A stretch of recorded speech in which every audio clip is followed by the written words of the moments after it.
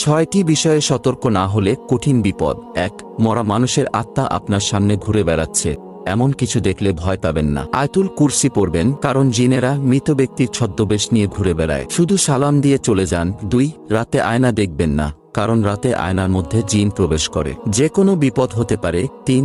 যদি আপনি রাতে মিষ্টি জাতীয় কিছু খান, পিঠা অথবা অন্য কিছু, আপনার সামনে যদি বিড়াল অথবা সাপ চলে আসে, তাদেরও খেতে দিন, কারণ জিনেরা বিড়াল এবং সাপের রূপ ধারণ করতে পছন্দ করে। 4. যদি কখনো রাতের বেলায় পথ হারিয়ে ফেলেন, একই রাস্তায় বারবার চলে আসেন, বা আপনার বাড়ির রাস্তার কথা মনে পড়ছে না, আজান দিবেন, ঠিক হয়ে যাবে।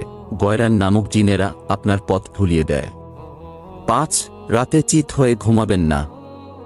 এক প্রকার বোবা জিন চিত হয়ে ঘুমালে বুকে চেপে বসে এবং আপনাকে মেরে ফেলতে চাইবে। 6.